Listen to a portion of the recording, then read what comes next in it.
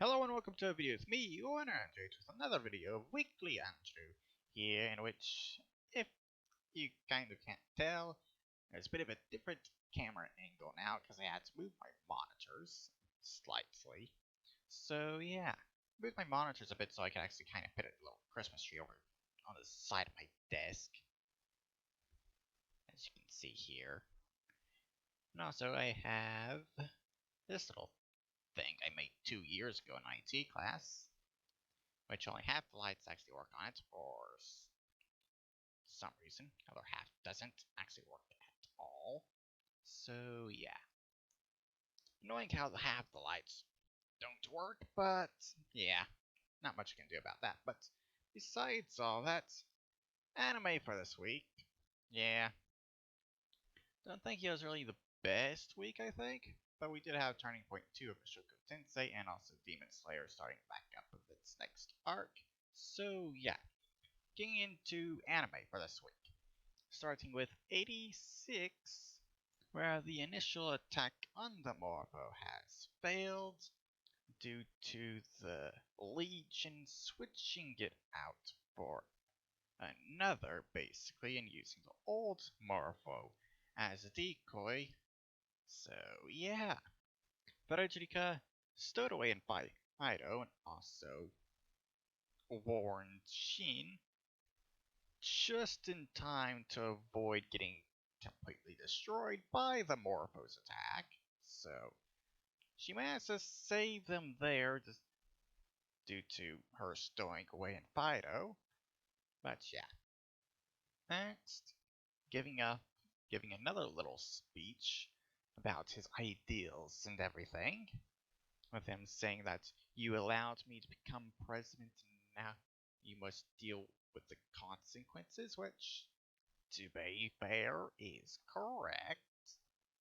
You do have to deal with the consequences of your votes and everything, so yeah. Also, Kirya, the Morpho, trying to disobey orders from his one higher up, considering there's apparently only really one higher up for the Legion has, which is No Face. Don't know anything about No Face, but the top of command and everything for the Legion, I think. But Kirya trying to disobey orders to retreat due to Shin approaching on his position. And also, apparently, No Face wants Shin alive for his head, obviously. They don't want to kill him. So yeah, Shin and the rest of this crew there basically still trying to follow after the Morpho to destroy it, as it's retreating now. So yeah, guess we're going to have to see how all this plays out, considering Brejikra stowing away, kind of throwing a wrench into their plans there. Though she did also save them.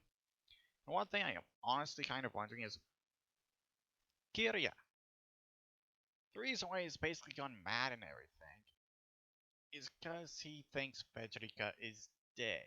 So if you keep Frederica with you, that would be a bit of an advantage, I think, against Kirya. But they're apparently not thinking about that at all. But yeah, I don't really understand that because I personally think having Frederica with them would be to their advantage. Personally. So yeah, moving on to mieruko-chan, where I can't really say that Zin's not killing cats anymore, I'm pretty sure. Because I've kind of been holding off on saying that for up until now, basically. But considering this episode, yeah, I'm pretty sure he is actually killing cats. In which at the end of the episode, 2 of the girls in Miko's class unintentionally saved one of those cats from Zin. So at least one cat has been saved so far. And also, animal abuse is a crime poster in the background with Zin walking past. Yeah, I think that's a bit of foreshadowing of Zin being arrested in the future for everything he's doing to these cats. So, yeah. Hopefully that is a bit of foreshadowing, I guess. And also with Sin now being the teacher there, Hannah, of course, is even more hungry than normal due to all the spirits in the class following Sin around. Though Hannah's hunger also does technically save Miko, kind of, due to that big monster that's following Sin, not wanting anyone to look at him. So I'm guessing that situation with this monster is basically the same as the one that we previously saw with an obsessed monster that's obsessed with a single person, doesn't want anyone else to be paying any attention to them or something. So, yeah. But with Hannah's hunger, Miku gets an excuse to leave the class, in which Julia sees them going to the infirmary office, and of course goes to check on Hannah and everything. In which, in the bit of talking that happens there, Julia kind of slips up and kind of mentions Hannah's life aura, which also leads Miku to learn that Julia can't actually see Hannah's life aura, as it's called in the anime. Though Miku also kind of can tell that Julia can't see the giant monster that's following Sin around as well. So Miku's kind of learning what Julia can see, basically, compared to her, which is good, I think. And of course, when Miku does actually ask Julia to talk about it, basically, she, of course, runs away due to misunderstandings. Like normal. And then, of course, the highlight of the episode, to be honest, the monster in the park that was disguising itself as a little boy, in which Miku accidentally acknowledged that its existence, basically, and started attacking her, in which one of those spirits saves her once again, using another one of her chances there, in which at this point Miku has actually learned that the 3 times was how many times they would actually save her, meaning she now only has one chance for them to save her. So, yeah, one more chance. Use it wisely. But that there is everything for Mieruko-chan. So, moving on to Mushoku Tensei with the Turning Point 2, in which starts basically with Regerud kind of acknowledging Iris as a warrior finally, which I'm pretty sure is due to the fact that she basically almost actually cut his eye.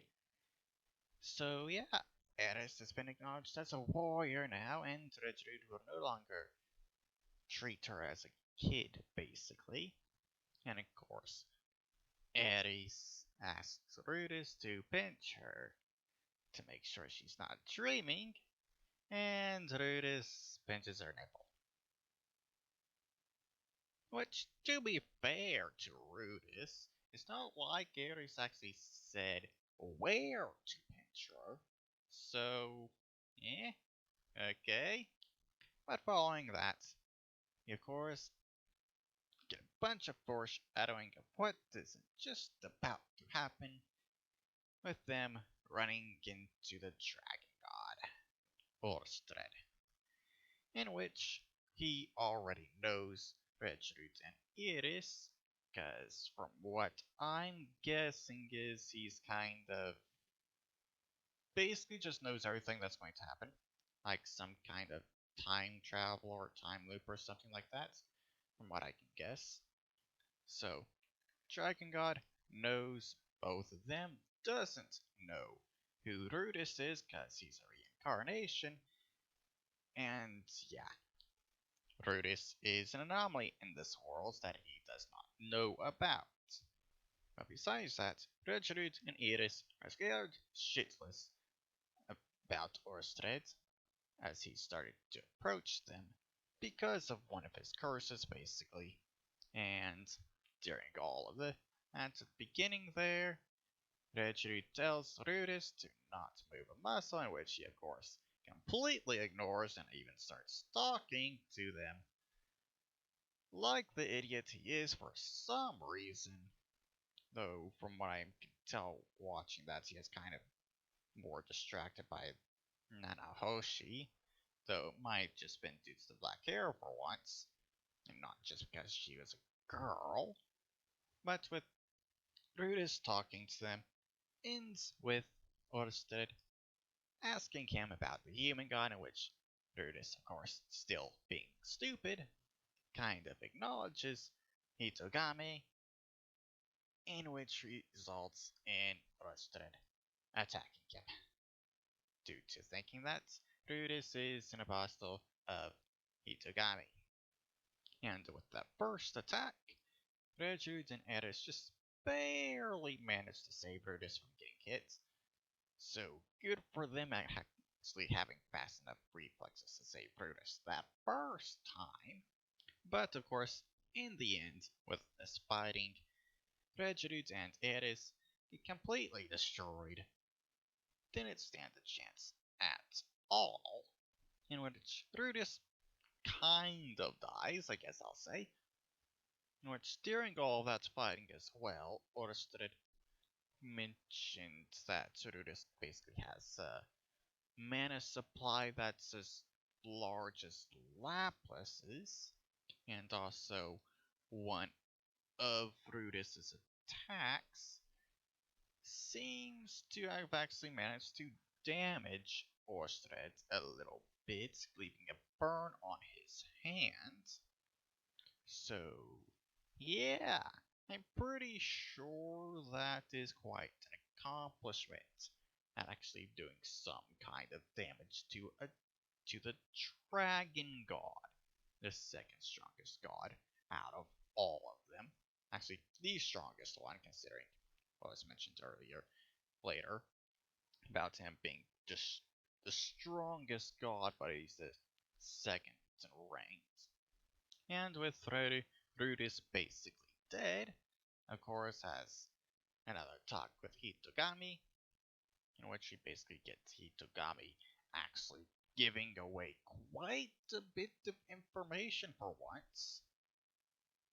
Starting off with how he can't actually see what Orsted's doing due to one of his curses. Can't actually observe him at all, so he had no way of actually being able to warn Brutus. And also, during this talk, we also learned that Orsted is one of the cursed children, along with other three curses he has. So I kind of guess we've actually had two of those curses kind of mentioned a bit so far, I guess.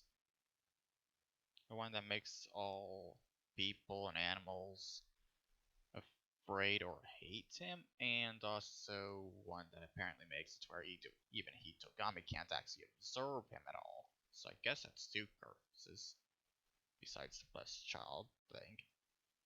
Also, Redgerud's curse, the Curse of Spears, which apparently was given to the spirits by Lapis.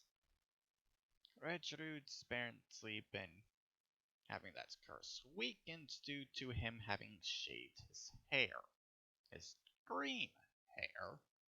But yeah, that's basically all the information we really got from Hitogami, in which Brutus kind of comes back due to being saved by Nanohoshi, saying something to Orsted, getting him to revive Brutus, in which I'm going to take a guess that what she said was probably something along the lines of her kind of realizing that Brutus was a reincarnation, and that's why he didn't know about him.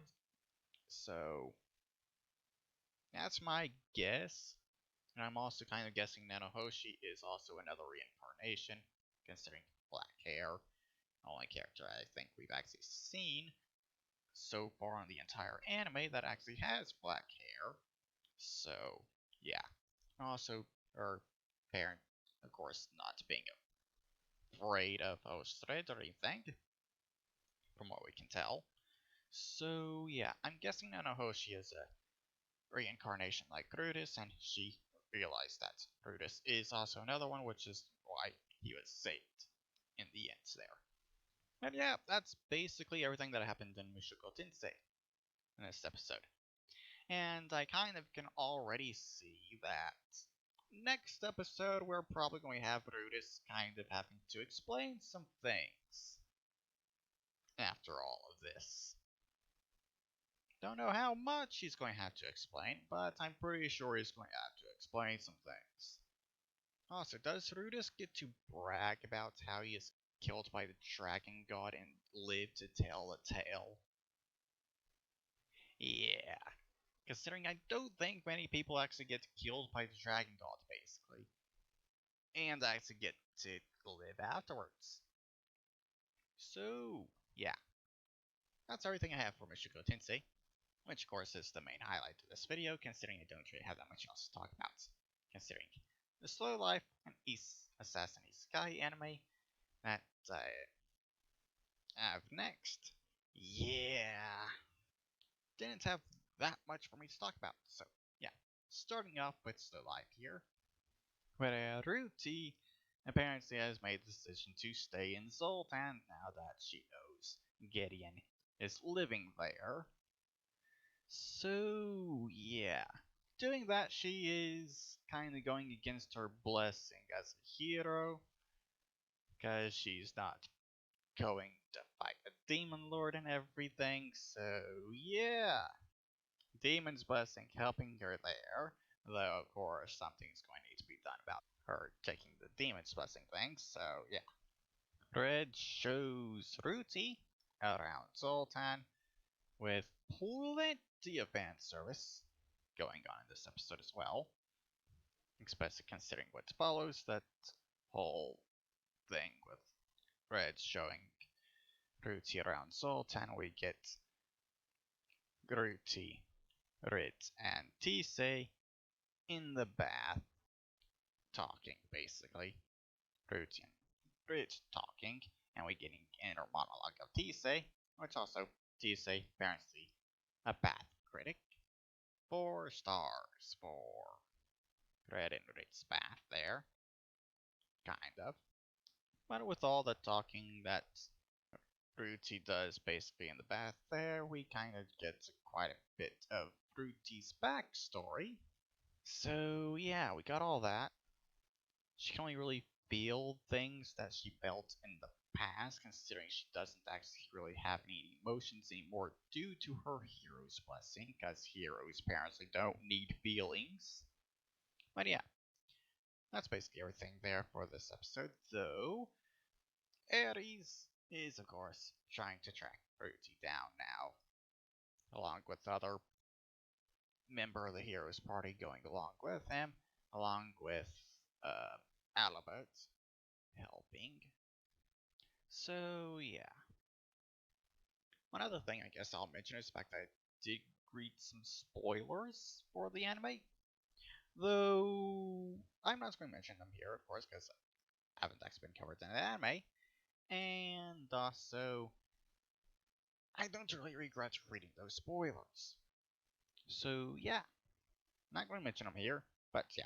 Moving on to the Assassin Isekai anime, in which the beginning of it seems that we may have actually skipped over a beach episode. Seriously, it honestly seems like a beach episode was actually skipped right there at the beginning. And also, neighboring kingdom has a civil war going on now, in which Dia's family is involved in which on the rebel side is the hero, apparently. But after the beginning of the video there, where we kind of get all that information, yeah, Dia kind of forces Luke to go on a date with her, which she of course obliges and everything. So yeah, we get a date between Luke and Dia, and which leads to them going to a hot spring, which is basically a giant pool that's considered a hot spring. in which they both kind of kiss and everything there. So, yeah, progress in that relationship despite what happens afterwards. Considering I literally spent over half the episode, I think, just waiting for something bad to happen, because, well, there was plenty of red flags throughout this episode. So I was spending over half the episode just waiting for something bad to happen, which we got right at the end, of course, with Luke now having a job to assassinate Thea after her apparently betraying her kingdom or something, not exactly sure. We'll probably learn more of that in the next episode. And also, in my discussions for this episode, I keep seeing people that are kind of actually worried that Luke might actually kill Dia. It's like, have all these people actually forgotten the very first scene in the anime where she's still alive? Yeah, Dia's not going to die.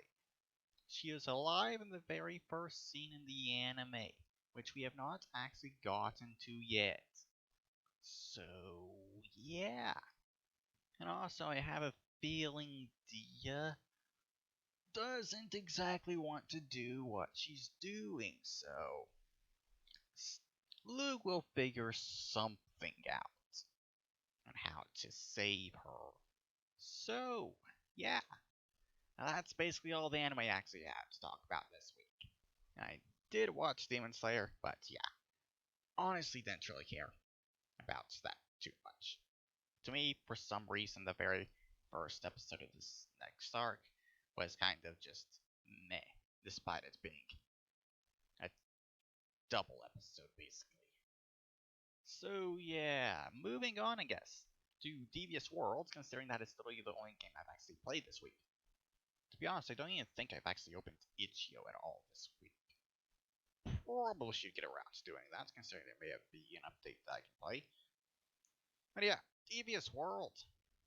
Finished all the content available for Cyan, going for the go outside and cruise the street options now. Everything from there I have now finished, in which in all that content, the majority of it's kind of for the shopping district in Tandy's Candy, with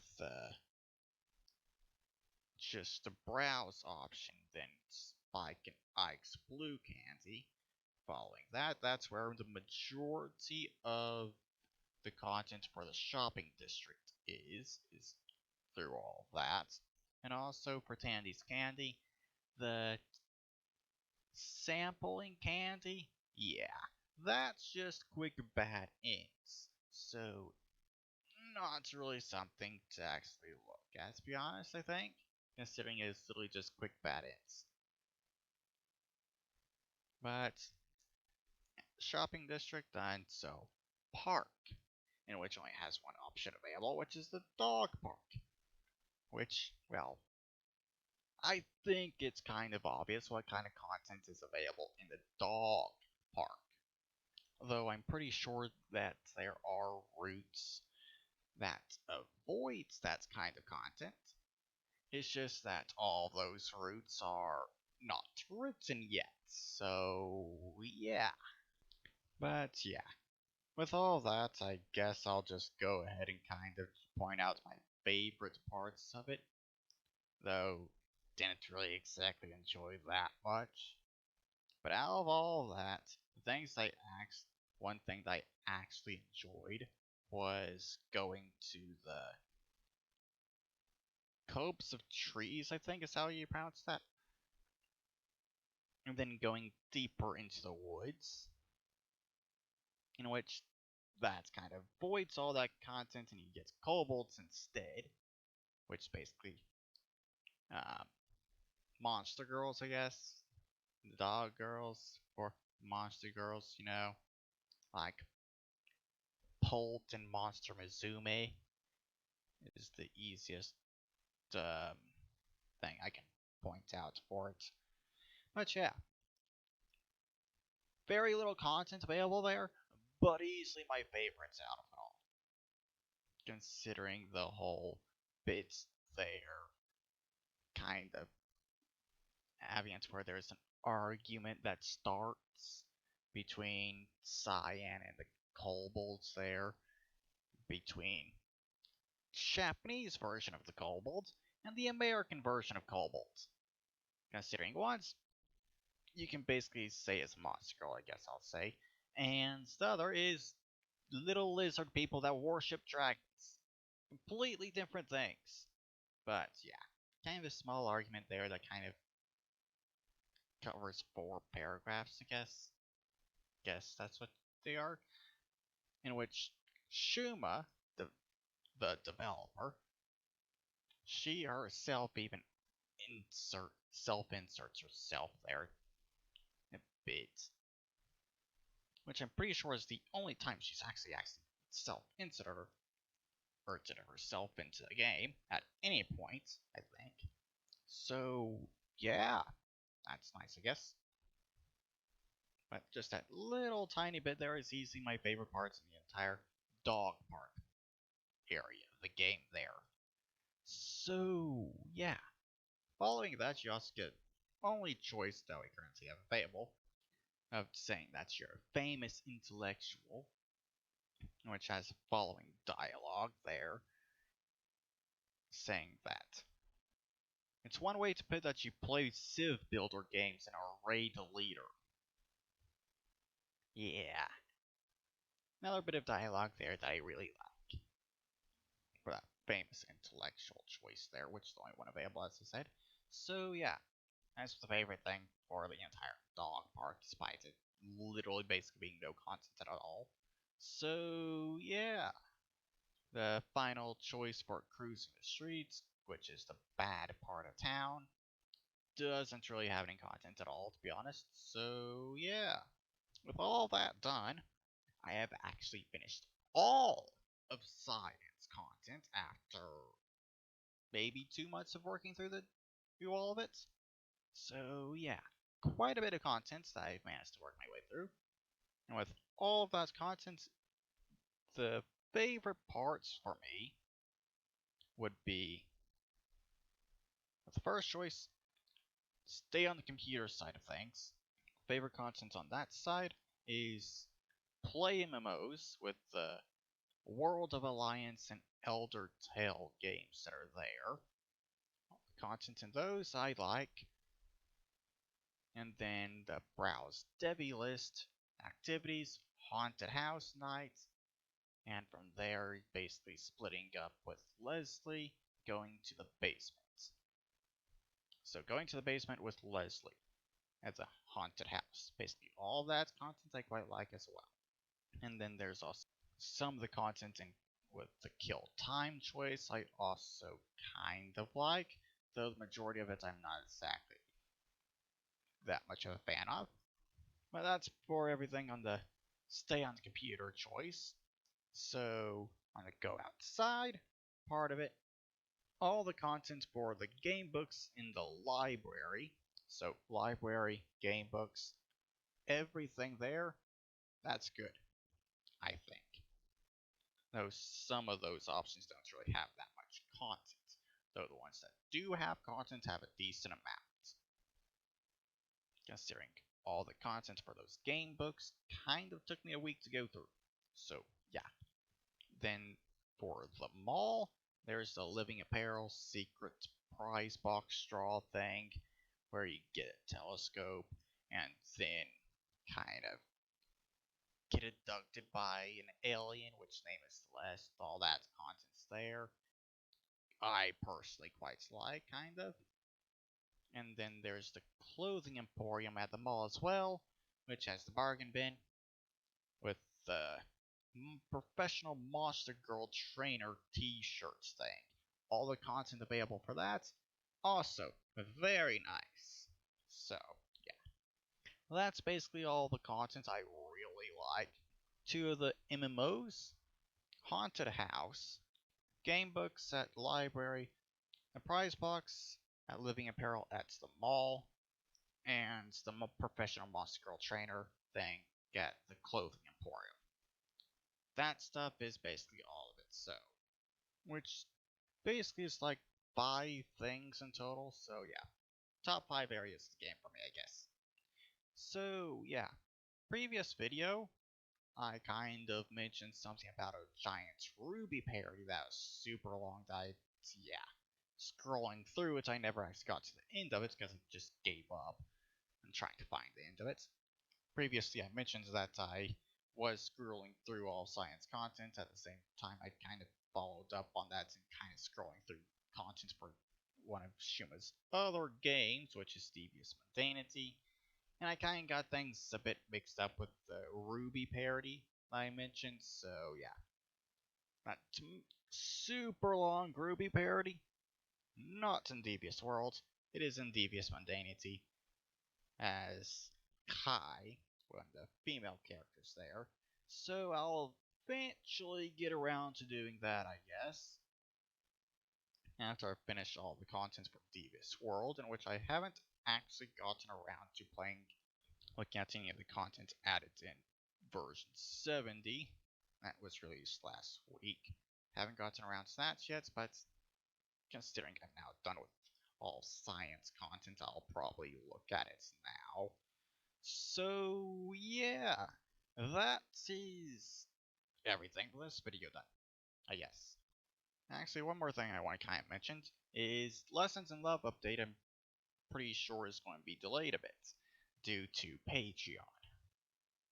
So yeah, I have to wait a bit longer for next Lessons in Love update, purely because Patreon got around and actually found something in the game that they did not like, which was kind of inedible to be honest. But yeah, fuck Patreon. If you're going to support any adult game creators, don't do it on Patreon, considering Patreon's shit. And they gotta subscribe, star, or any other platform where you can support them on, do it on those sites instead. But yeah, that is the end of this video, I guess. So yeah, I hope you all enjoyed this video, and I'll see you all in the next one. Bye bye.